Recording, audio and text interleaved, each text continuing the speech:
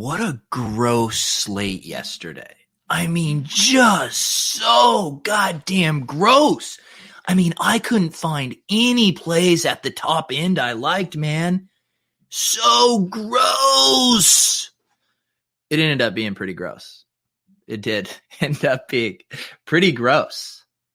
But my lineups were correlated, guys. They were correlated. Good morning, everyone. Good morning. EM says, I hope I never see that mask again. Yes, apologies to the chalk donkey on the thumbnail. He is very nightmare fuelish. Welp, at least Uncle Sam will take less from me now. Yeah, I mean, every loss is just basically a tax write-off. I mean, if anything, we should be trying to lose before the fiscal calendar wraps up. This week, I learned bad bankroll management. It's a tax write-off, dude. It's actually good bankroll management. That's what people tell me. Chris says he 2x yesterday in winning my SL by 64.8 secs. I don't know what SL is, but congratulations. Welcome. Good morning. How we doing, Troy? Had to roll back my volume yesterday. True gross. Yeah. When you have a really gross slate, you got to scale back your volume. Buenos dias, Eric. Buenos dias. Buenas tardes. Buenas noches. This slate made me throw up in my mouth. Ask me if I scaled back. Go ahead, ask it. Fine, I'll ask you, PJ. Did you scale back your volume? Season long. SL stands for season long. Man, I consider myself a fantasy hipster, and I've never heard the acronym SL used for season long. I need to get to it, man. But this is a DFS show, not an SL show, guys. Rich screwed up in the Bankroll Challenge League and somehow managed 8th place. We will review the Bankroll Challenge lineups. Also, I got to give a few shout outs. We had 8 people that myself and Alex free rolled in the SPY. And because I didn't win yesterday, I want to shout out these dudes. Bert the Big Hurt had a classic Pete 2X min cash here, had a nice Deshaun Watson team. Brought it back with Gio Bernard, had Brandon Cooks and T. Higgins, the double bring back. And then Adam over here turned his $100 into $400. That's a 4X. For us mathematicians out there, Bolt 19 had a similar stack as me, but he had the better version of the stack. He had Lamar Jackson to Mark Andrews, but he brought it back with Sterling Shepard and not Darius Slayton like a donkey. You know who brings their Lamar stacks back with Darius Slayton? This guy. You know, if I can't play Denzel Mims, I must play another prayer yards guy, Darius Slayton. I always got to get one of them in my lineups. So yes, we are going to break things down today. Hopefully you guys had a decent week 16, despite it being such a gross slate. Let's see here. Good morning, Roland. Good morning. Shepard at 1% ownership. I want what that guy's on. We talked about it with our tilt space lineups. I think there were 2 good bringbacks if you were running Lamar Jackson or to Mark Andrews, and I thought it was Darius Slayton or Sterling Shepard. I thought both of them were perfectly fine. I ended up just going with the cheaper guy, Slayton at 3,800.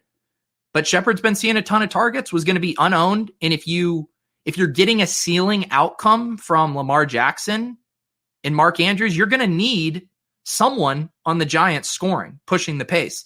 Those were really the only 2 guys I thought were viable. I think you could have made the case for Evan Ingram, but you're not running a double tight end with Mark Andrews and Evan Ingram. So to me, it was Slayton or Shepard. Yeah, it's funny because I had seen a couple people that had this stack. It's funny. You look at the ownership here, only 5.3% Lamar, 5.3% Mark Andrews. But I think the Bankroll Challenge hive mind, we're coalescing here at week 16 because a bunch of you sent me your lineups and everyone had the Mark Andrews, Lamar Jackson. I don't even remember talking about it that much. It was a play that I got on Sunday morning. Early in the week, I thought Deshaun Watson was going to be the play again. And then the ownerships kind of swapped on Sunday. Deshaun's was going up and up, and Lamar Jackson's kept going down. So Lamar Jackson seemed like the best tournament play quarterback to me. And then Mark Andrews, with everyone going either up to Kelsey or down to Parham, I thought Mark Andrews was a really nice tight end play there. And man, if you're going to allow me to tilt for a second, Mark Andrews dropping 2 touchdown passes yesterday. I mean, just absolutely brutal stuff there. Yeah, really, really gross. Mark Andrews could have had a monster day. I think he had 11 targets. He's kind of the Deontay Johnson of tight ends, man. Like, I think he's good. I think he's good at football, but man, the drops can be painful sometimes. Need a bankroll challenge double up next week. That's not, you might be joking, but I'm becoming a cash game grinder this week. I am becoming a cash game grinder for week 17. I'm going to have more details about it either later today or tomorrow. I will be playing head-to-heads. I will be playing double-ups. I will be going on the Gilcast in week 17. I will be doing a show with Derek Carty. I will be scooping Adam Levitan's head-to-heads, and I believe doing a show with him as well if we can find time. I'm becoming a cash game grinder. The bankroll challenge for week 17 will be a 200 field double up. Book it. You had Marquise with Ingram. That one was nice too. Yeah, in our tilt space lineup, we just did the full double stack, Lamar Jackson with Brown and Andrews. And this one, I ended up just doing the skinny stack.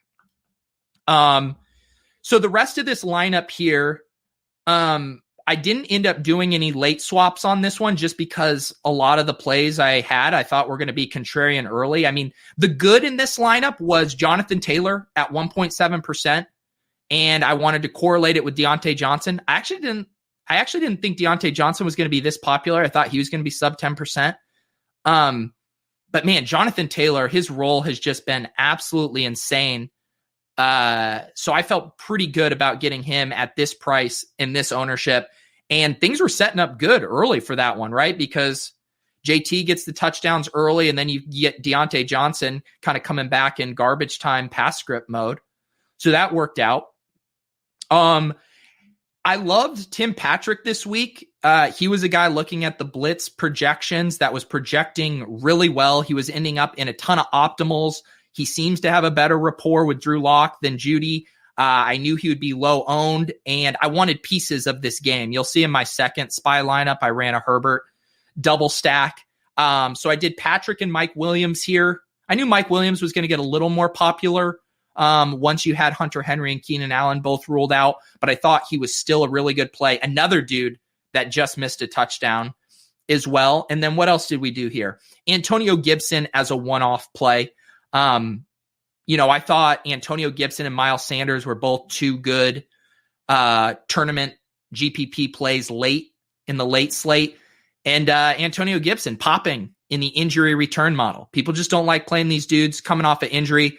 Obviously, the rub with Antonio Gibson is he's a little bit game script dependent. And when Dwayne Haskins is your quarterback, you're probably going to end up in a negative game script.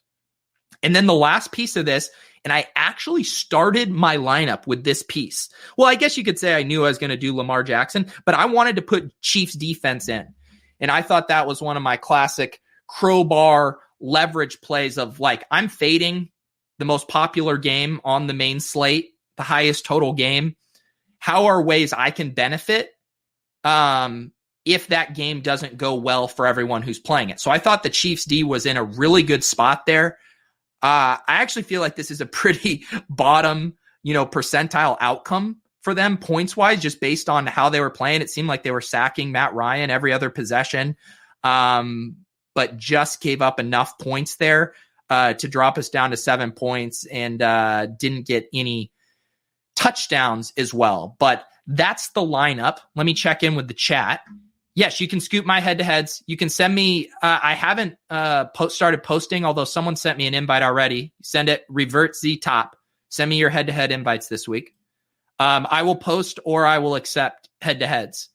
Yes, feel free to send. Don't dupe me, bro, is now don't scoop me, bro. No. You're allowed to scoop me. Please scoop me, bro. This week it's please scoop me, bro. We went from don't dupe me, bro, to please scoop me, bro. Yes. Please scoop me, bro. Please scoop me. I played Gibson instead of DJ. Yeah. I didn't get on DJ. I I saw his ownership in the 15 to 20% range. Let's see what I had it. I don't even know if I had him in my, did I even have him? I didn't even have him written down. Geez. So yeah, I mean, I wasn't even close to being on him. Let's see what he was heading in. 6,100. Yeah. At 14% ownership. Look, like, so these are the things I look at here. I mean, I know Jonathan Taylor is more, but like I'm looking at the ceiling projection there relative to the ownership. And I just was never going to get on an expensive David Johnson that was also 14% owned. He was just not going to be a guy that stood out for me. I don't know. Maybe it's a mistake. Clearly it was a mistake. I mean, from a process standpoint. But yeah, Gibson, I thought, had similar ceiling at half the ownership. It is what it is. It is what it is. Dun, dun, dun, dun. Yeah, that was the tough thing because Houston has been a team I've been targeting a lot this year. People, I think they don't want to play Deshaun Watson a lot of weeks for some reason. I think there was the narrative of him losing these weapons and the stacking wasn't as obvious with the secondary pieces. But yeah, he has just been a guy that gets there every week. Cincinnati, nothing to write home about defensively. I just got spooked by the ownership. Cooks was getting ownership. Watson was getting ownership. T. Higgins was the chalky bring back. I did actually run one Deshaun Watson double stack in the red zone $50 single entry.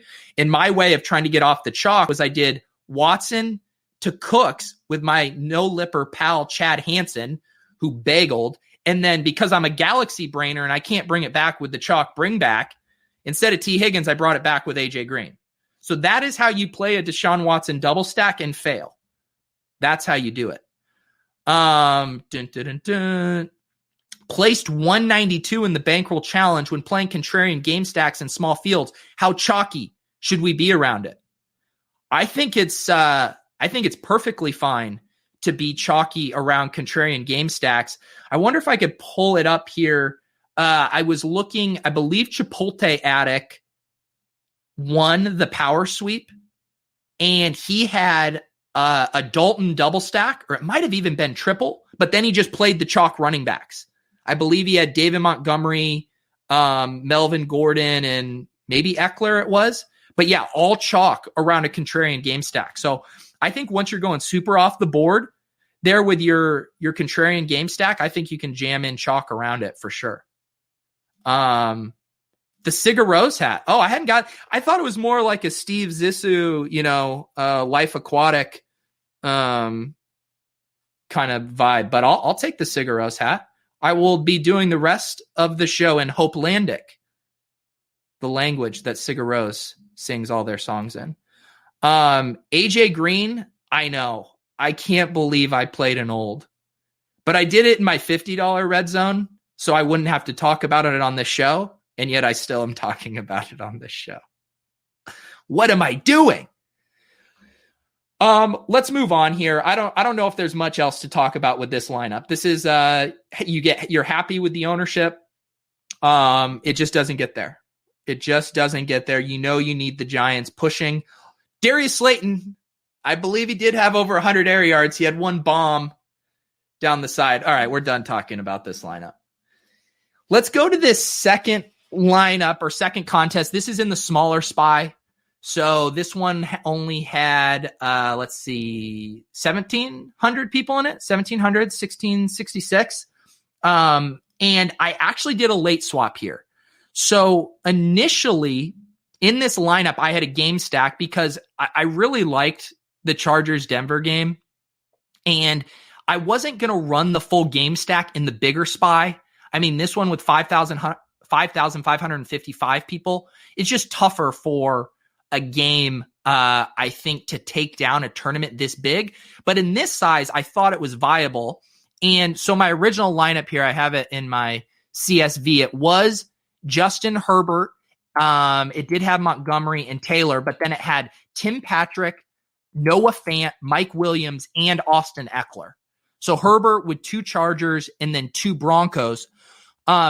even though I had solid performances from Taylor in Montgomery, I knew I was buried with this Texans D at -4. And so if the Texans D would have gone off, I think I would have probably let it ride.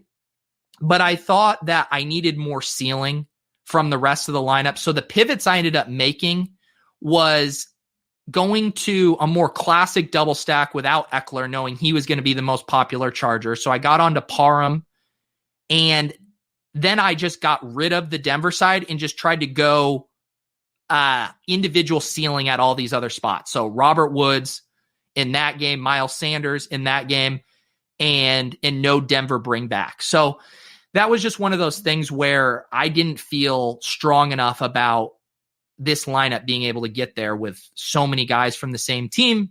Made some pivots. And, I think you could say maybe the pivot to Parham was bad just because I should have known he was going to be popular. Maybe I keep Fant there and do something else with these. I was honestly messing with the late swap combos on this one for longer than I normally do. Probably like 30 minutes of tinkering and just trying to get something that I thought made sense and gave myself a chance to overcome this -4 from the Texans. I mean, are you kidding me? -4? What kind of pile of shit is that? Let's see here. I got 9th in the 10K slant with both Hunt and Chubb. Wow. Nice job. That is awesome. Very nice. Let's see. The JT play was super sharp after Gio ran so hard on the Steelers. Thanks, man. Yeah, I feel good about that play. We've seen so many of these rookies where their roles have just fully changed now than they were earlier in the season. I don't believe Jordan Wilkins played a snap yesterday, which was the same as last week. And with a guy like Jonathan Taylor, who's going to get the goal line work, and now we're down to a 2-man backfield, right? It was when it was a 3-man backfield that it was an absolute disaster from a DFS perspective, but felt pretty good about him and how much work he was getting. I think the issue here is he didn't catch any passes. It was kind of a gross game as well. So he didn't get that monstrous ceiling to help us win a tournament, but I do feel pretty good about the play at that ownership. It is on me for playing one of the worst defenses. Who would have thought?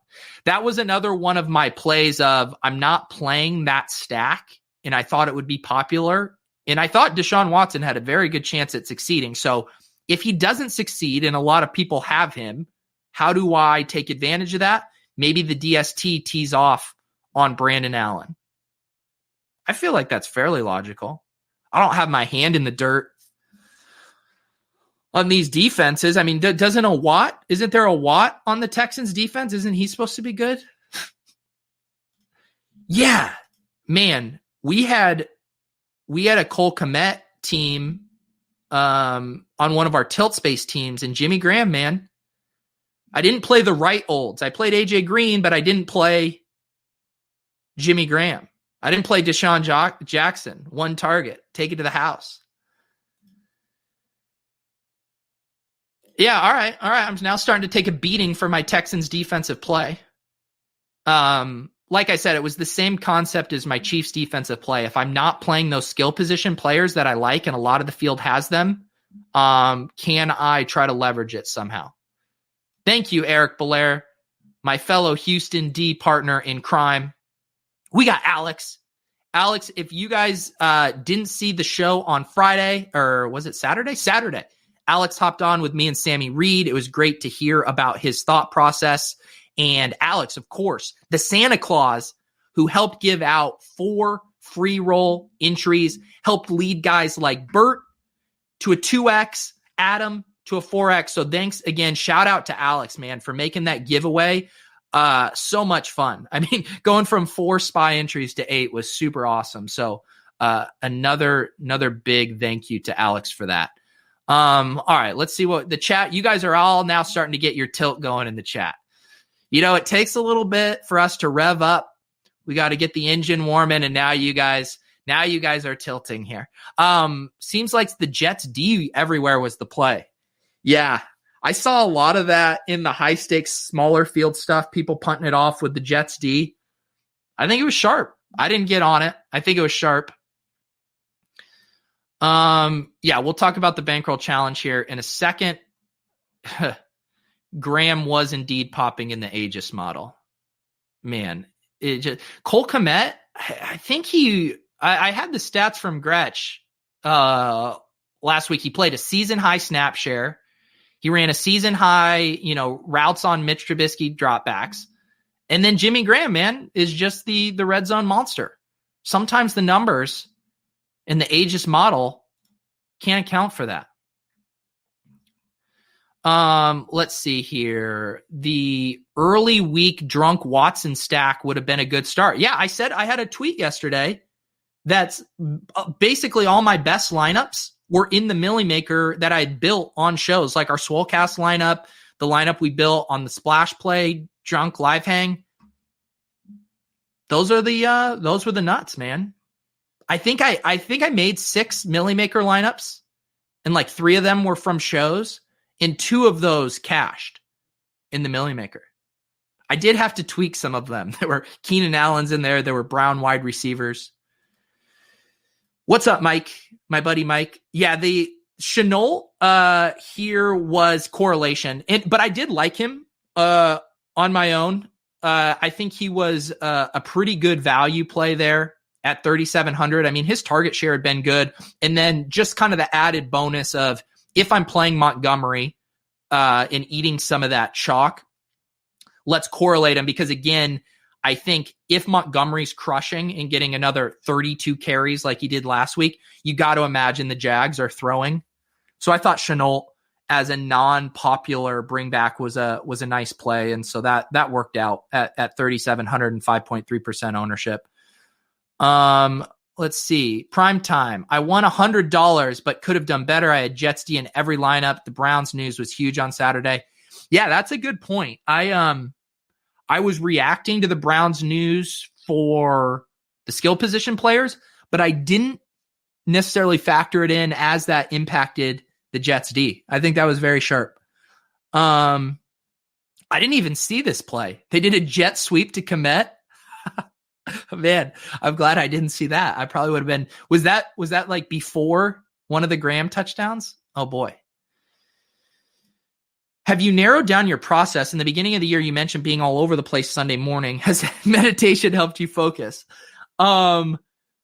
So about narrowing down process, I do feel a lot more dialed in on my process on the whole. I think I'm still building 1 or 2 more lineups than I should be. Like when I look at my sheet here, I ended up writing down these stacks that I wanted to use: Lamar, Herbert, Watson, Hurts. I do think, one guy I respect a lot, and he was on the Bankroll Challenge show earlier this year, Eric Beimfor at RotoGrinders, and I know he makes one team. I know Andrew Wiggins over at ETR, he makes one team that he had in the Thunderdome and the 1,500 Game Changer. I'm torn because I do think, focusing on, 4 different lineups is harder. And I think I just find myself getting a little more loosey-goosey, or more like, well, this is just a 3rd lineup. I guess I can do this here. As opposed to kind of really, dare I say, planting my flag or having some conviction on building one single lineup. And then the other benefit of that, and I've heard Eric talk about this a lot, is like he knows every single late swap permutation that's available to him for his single lineup. And one thing I know is I definitely know based on my late guys, I'm like, yeah, I have some flexibility here. I can get off Eckler, but I'm not like specifically in the weeds on every single type of swap that would be available to me because I have these other lineups and I'm just not giving it that focus. But on the other hand, having multiple lineups is fun, right? Like you do all these plays, you look at all the ownership, there's guys that you want to get in. So I'm torn on that. I do feel pretty good about where my process is at this point in the season. Really the big complicating thing for me is doing all the content. I have to get up early on Sundays. And again, I'm not asking at all for any sympathy whatsoever. I do this because I love doing it, but I'm just talking about having the time to do my process right. I normally go through all my stuff for like an hour and a half and get my lineups ready, because then I have to write the newsletter, Fantasy Life newsletter, link below if you guys want to check that out. Then we do the Tilt Space show, or not Tilt Space, the line movement pre-kickoff show from 11 to 12. Then I wrap up the newsletter. Then we hop on a call with Joe and Leone and I from like 12 to 12:30 and build our Tilt Space lineups. And then I have about 30 more minutes, make sure my season-long teams are fine. There's no other start sit stuff I need to get rearranged, and then do one more last sweep at my lineups.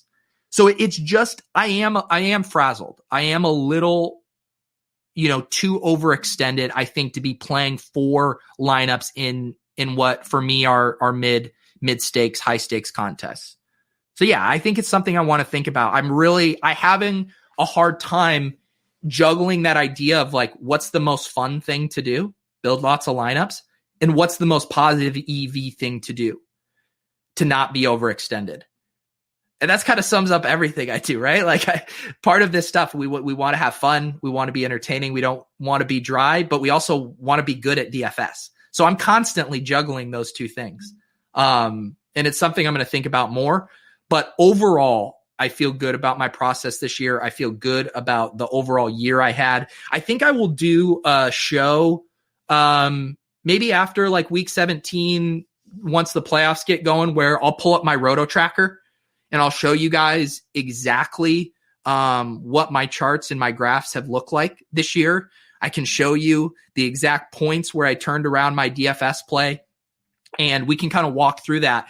And because again, I know I got shit for my spreadsheet not accounting for everything, right? Because my biggest hit in the SPY was before I was on the record playing 2 SPY entries, and I wanted to stay true to what I had put on the record. But I want to go through and show you guys my exact chart, because there are the other single entries and stuff I play, and I think that'll give us a better idea of what a realistic ROI, a realistic season looks like for, let's say, a mid-stakes single entry tournament player.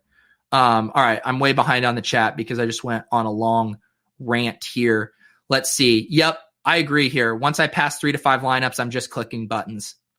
Yeah, and the one thing I'll say about yesterday is I did feel pretty good about my core. I played Jonathan Taylor in a lot of spots. I felt dialed into what I was trying to do. Did it work? No, but I didn't necessarily feel like the total plastic bag floating in the wind.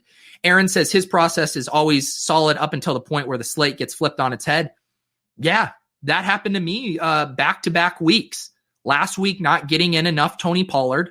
I didn't spend enough time like fully processing that news, and I was already anchored to lineups I had already built. And then the week before that, when Fournette was scratched, and I had Rojo in my lineup, and I just was paralyzed. I didn't pull him out, even though I knew the play hadn't changed and the ownership had risen. So yeah, that the slate getting flipped on its head and not processing it better, definitely one of my bigger leaks late in the season. You do want different lineups for different contest sizes, though. Oh, for sure. That was the exact example I was talking about with these 2 lineups. Like this lineup with a skinny stack, trying to get access to ceilings in a bunch of different places. I felt better about this one in a 5,000 person contest, where my original lineup here on this Herbert was a game stack that I felt was more applicable to this smaller field size. So I am definitely being mindful of the contest size in the lineups where I'm putting them in. For sure. I think that is one of the, maybe the last, and I kind of wish I would have talked about that more in that 10 tips video I put out. But there are some of the best players in the world who are not catering their lineups to the contest size. I think it is one of the bigger edges out there right now, making sure your lineup is right for the contest size. I couldn't imagine sitting around on Sunday rooting for just one lineup. Yeah, I can kind of imagine it, because it's like when I play Showdown, right? And I max enter, or, a mini max or the 20 max, and you're just, it's not like a great sweat. Like you're sweating a portfolio and you kind of don't know, oh, I need this guy for this lineup, but I need this guy. I actually think sweating one lineup is like a very clean sweat, but I do understand what you're saying. If you have the Texans at minus, -4 points in your one lineup, and you're just like, all right, we're on to the next week. But I do think it's a clean sweat. I do get the appeal of that. Let's see here. Someone says, who cares? I don't know what I think. Well, we have 134 people watching on a Monday morning at 10:30. So there are some people who care, Shane. There's some people. We're just all talking through it, brother. Happy holidays, Shane. We're just trying to work through it, sharpen our process. Dun, dun, dun, dun, dun, dun, dun. Geez, Shane, you are tilting in the chat, Shane. Shane, we are so far past canceling the season because of COVID, dude. All right, let's see here. Friday strat. Attack show with the DFS accountant. Not that I need it yet, but for down the road when I do. Yeah, I should hit that guy up. I could definitely do. I think I haven't figured out what kind of stuff I want to do for playoffs. Let me know what you guys want. Friday build shows. I know we're going to have a couple good slates for wildcard weekend and divisional weekend. Or if you guys want showdown stuff, or if you want me to do random shows with tax accountants, definitely open to suggestions for that. So let me know in the comments because I will miss some of these live comments. So when the video is done, if you guys have any suggestions for shows you would like to see throughout the playoffs, let me know. Greg Beans, is this thing on? I think it's on. I hope it's on. Do you plan on playing about the same volume of entries during the first 2 weeks of the NFL playoffs, or will you use some more of that bankroll for NBA?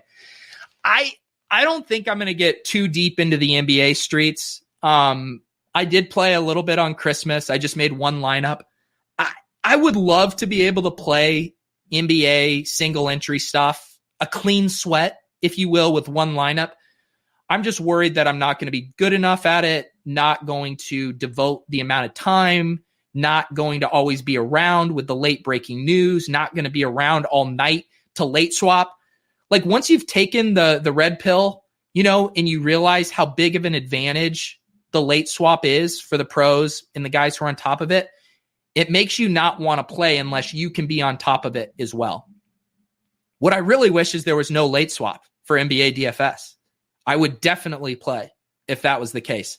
But to answer your question, I definitely want to do shows during the NFL playoffs. So yeah, if that's what you guys are up for, I'll continue to get guests. Maybe we can do a build show, and then we can also do some lineup reviews as well. I'll definitely want to play in the SPY and other 3-max single entry contests for those really good playoff shows. Yes, man, I am still up for the year. I have had my best year ever. Definitely have lost a little bit over the past 4 or 5 weeks, both on the tilt space and my own stuff, but I'm still up over 15,000 on the year. And like I said, I'll do a Roto Tracker show in a couple weeks, and I'll show you my exact profits all for all my contests, and you can see exactly what it looked like for me this year. Is there a 100,000 crowns club? I sure hope so, man. You see this? Let's zoom in. I hit 100,000 crowns. Oh, and of course it goes away once I zoom in on it. There it is. 104,000 crowns. Just, I called my mom when I hit it. I was crying. It was a magical moment for my family. It's almost, I might actually get back into the League of Legends DFS. That's where it all started. Maybe Brian and I on Lulz will get back to our roots, start talking some League of Legends.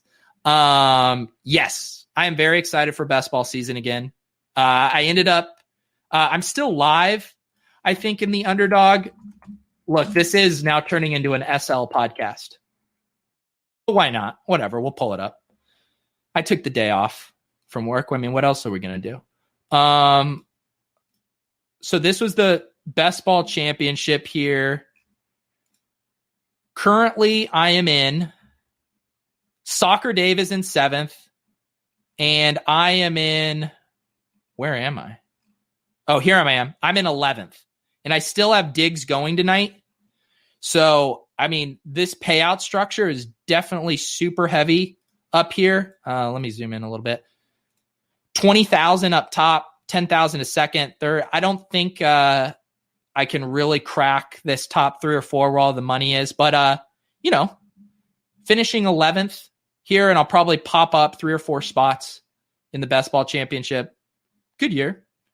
The dude in second, I believe, how sick is this, dude?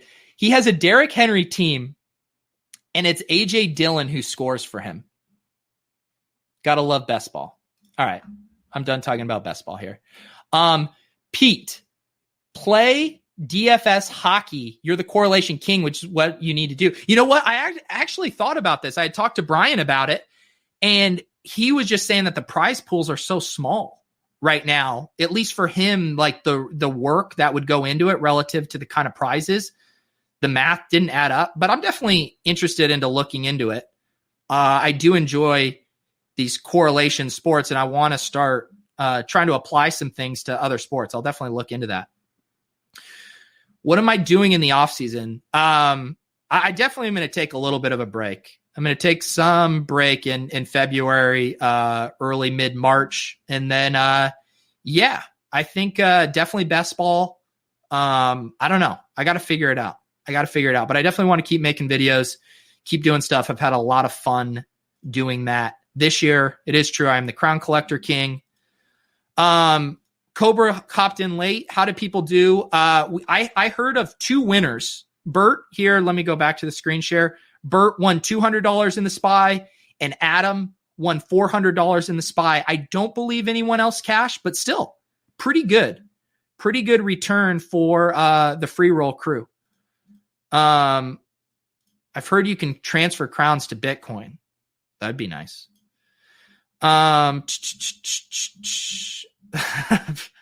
Pete, are you up for this year? Pete's DK balance. Yeah, man. Last year it was a steady stream of depositing. The deposit king was not a bit for me last year. I should post my credit card statements of just 200 DraftKings deposit, 500 DraftKings deposit, 300 DraftKings deposit. This year I did not have to deposit, so that was nice. Yes, send me head-to-heads, bro. Send me head-to-heads. It is cash game. Here, this is what I'm going to do. I'm going to create a banner right now. I'm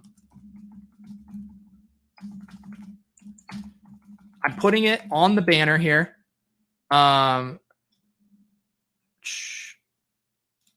it is. There's the info. Please scoop me, bro. Although I haven't posted, but you can send me invites. Revert Z top. Breaking news. Please scoop me, bros. I know I am going to get arrested for talking about my best ball streams or my best ball teams. But look, guys, when NFL DFS is over, the moratorium's getting lifted. It's going to be all we have to talk about. Shots on goal for NHL DFS. I like that. What's your off-season LGPA process?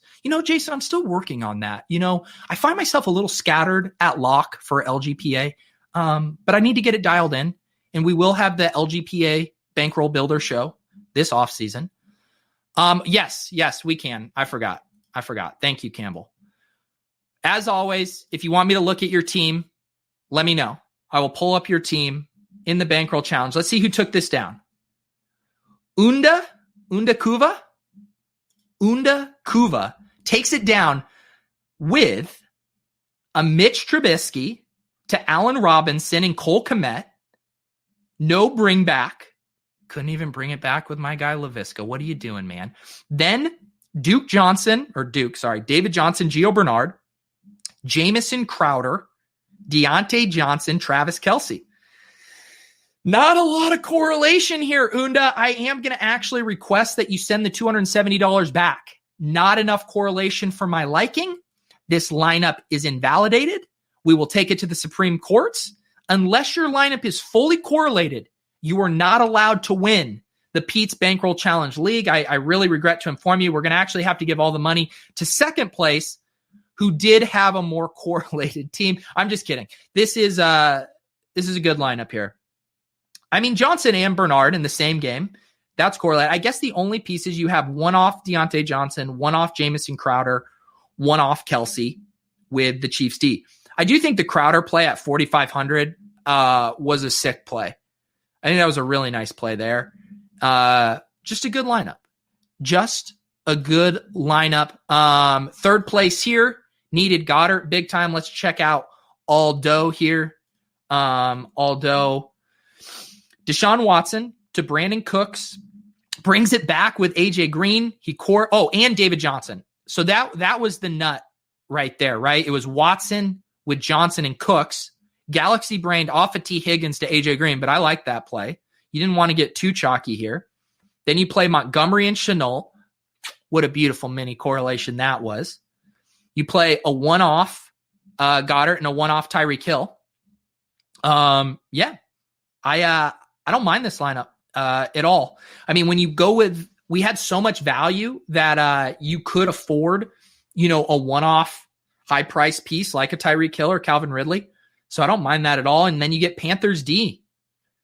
That was another defense that sharp people were on that I didn't land on. But of course you start a defense against Dwayne Haskins. I mean, how did I not think of that? Yes, no, I know. Roland, I'm kidding. Of course, you can do whatever you want. That doesn't mean that I won't shame you for not bringing it back. I mean, some of us have principles. Some of us will bring it back with Darius Slayton, even if Darius Slayton sucks. That's what this is all about. Check mine, bro. 8th place, Rich Wheezy, 757. I'm still confused on how I finished 8th, not complaining, just wondering what I could have done better. Let's see what he did. Jalen Hurts. Naked. I think that's fine. Ooh, look at this. Cam Sims. I thought he was a good pump play. You got him at low ownership. You bring it back with Amari. Okay. So this is kind of like when people were doing Jalen Hurts, you bring it back with DeAndre Hopkins. I like that. Double tight end. I think that's completely fine when Travis Kelce is a glorified wide receiver. So you're playing Hooper at tight end and you're flexing Travis Kelce. Semantics. T. Higgins. I mean, I will say the one thing here. T. Higgins correlated with Deontay Johnson, Eckler. I mean, I think this is a solid lineup for a 200 person field. I don't really see any glaring structural mistakes. I think this is fine. I think it's fine. I mean, one thing you could have done. So you had Austin Eckler here at 34% heading in, and depending on what your goals are, this is a flat payout structure. But depending on how many teams were ahead of you, you probably knew Austin Eckler was going to be popular, and that would have been hard to climb further. And since it looks like, I guess you still didn't know because you still had Hurts and you still had Cooper and you had Sims. So I get it. It's tough. If you had more information, I would say you could have maybe pivoted off Eckler. I built most of my lineups yesterday with Eckler, knowing I could pivot to Miles Sanders, to Antonio Gibson, to a Rams wide receiver if I needed to. But in this contest, you didn't have as much that you knew early on because you only had Kelce, Hooper, Higgins, and Johnson. So yeah, I probably let it ride there too. I don't know, man. I think that lineup is fine. Oh, my God. If you catch me with any correlation in my cash game lineup, I will retire. No. I mean, I am just jamming the best plays. I'm done with correlation. Cash game Pete is done with correlation. All right, let's see it. You're at 113. Oh boy, I can't wait to see this stack. What do we got here? What do we got? Okay. See, this is, oh, wow. Herbert, Eckler, Mike Williams, Guyton, Fant, and Hamler. See, I love this for this field size. I think maybe a little gal brain, not just doing Judy or Patrick, but the idea of just going all in on this game in a 200-person field, knowing if that game hits, you have a very good chance of finishing top 10. And then if your other kind of random pieces, Chubb and Kelce, do solid, you can win. So this is the exact kind of lineup I don't think Clay would ever run in, a tournament that was bigger than 200, 300-man field, but perfectly viable in this contest. That game just flops a little bit. Drew Lock couldn't get us there. 10th place, Rager and Henderson killed me. Let's see what we got here. Another Hurts to Rager. And who do you bring it back with? Gallup? Yeah, man, the Gallup bring back is nice. The Rager one is tough, man. he's still like last week, Alshon Jeffrey ran more routes and played more snaps than him. 4,600. You got Deshaun Jackson coming back. I still am a believer, hand in the dirt believer on Jalen Reagor's talent, but yeah, it's tough. I think that was a little pricey for him. But at least you did get off Goddard, who didn't get there. I don't mind that play at that ownership. It's a little bit tough of a price tag to swallow. And Henderson, I thought he was a good play too. I think he was lower owned in a lot of the bigger stuff, but of course the Bankroll Challenge a little on the sharper side, 15.5%. They just got in a negative game script. I mean, I played some of those minis like Henderson and Metcalf, and you need the game script to go the other way. You need it to go like the Montgomery LaVisca game script, where Henderson and the Rams are leading, and then the Seahawks are cooking in comeback mode. You don't get that game script, it fails. It's all good. It's all good. Let's see here. Wow. We can look at Mike's team came in 191st. If you're not first, you're last. Mike, Herbert, Guyton, Parham. Bring it back with Tim Patrick, Gibson, Hunt, Metcalf. There's the Metcalf one-off. Yep, this looked similar to my team's. Wow, got in Metcalf and Hill. Nice. Saved all that money with Parham, Guyton, Patrick. Yeah, I mean, that's a team that has a ton of upside at that ownership if those pieces hit. Where do you cash your correlation bucks? Yeah, you just head to the counter. You give them your social security number, all your printout of all your correlated lineups, and they will give you your prize. Let's see here, guys. Man, I completely overlooked Gallup in this situation. That one's tough. I thought all the Cowboys wide receivers look like pretty solid plays. And then in general, I think just playing the cheapest one makes a lot of sense. It was kind of the same thing that happened to me with Slayton and Shepard. You know, and sometimes it's one and sometimes it's the other. I don't think there's anything that would allow us to know that, oh, it's going to be, Gallup that has the monstrous game versus Amari Cooper, blah, blah, blah. But I think as long as you're being price and ownership sensitive, you're probably making a good decision on those kind of coin flip situations among skill position players on the same team. Man, I forgot to run my update, my model. I didn't get the push through with the DJAX news. Man, what a baller. Thank you, R. Einstein. I cashed in your heart. I appreciate that. All right, Eric, we will look at Eric's and then we will wrap this up. 163rd. Let's see Eric's correlation. Eric, I swear to God, if I pull this up and this lineup isn't the most beautifully correlated thing I've ever seen in my life. Matt Ryan, Calvin Ridley, Russell Gage, Mecole Hardman, Travis Kelce. Look at that correlation. Ooh, Nyheim Hines, Eric Belair with a little gal brain in him. I love it. J.K. Dobbins, Mike Williams. You know what, Eric? I love the main block correlation. I would love to see a little secondary correlation here. I would love to see it. I'll let you keep your correlation card, though. I'll allow it. Go over who is still playing for playoff seeding next week. What do you think I am? I have no idea. I have no idea. You guys think I'm, Steve Kornacki or whatever with the big board over here? And so we have here, if the Eagles are able to win and then the Cowboys are able to tie, then there are scenarios where all three teams would make it into the playoffs. Ryan, what do you make me for? Yeah, exactly. No secondary correlation here. All right, guys. We are going to wrap this up. I appreciate you guys coming and hanging on a Monday morning. As I said, I will still be figuring out my schedule for the playoffs, but it's cash game week, guys. Please scoop me, bros. Please send me heads to heads.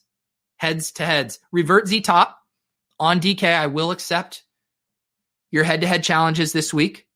I am going to put out a video about cash game week, but things to look forward to.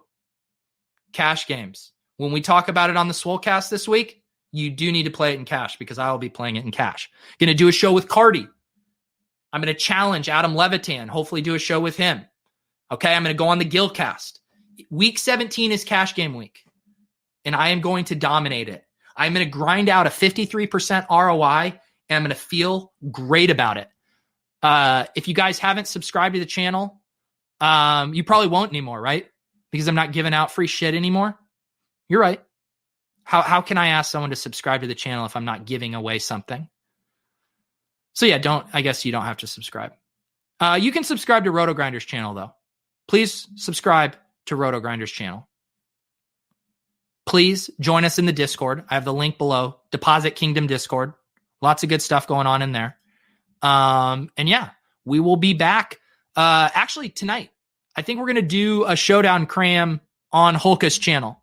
So if you guys want to join us at 7:30 p.m. Eastern to talk some showdown plays, I had like 30% exposure to Jeff Swaim last night. So yeah, I always know the nuts. And we'll be talking about it on Joe's channel. And I believe that is it, guys. Appreciate you. We'll see you next time. Peace.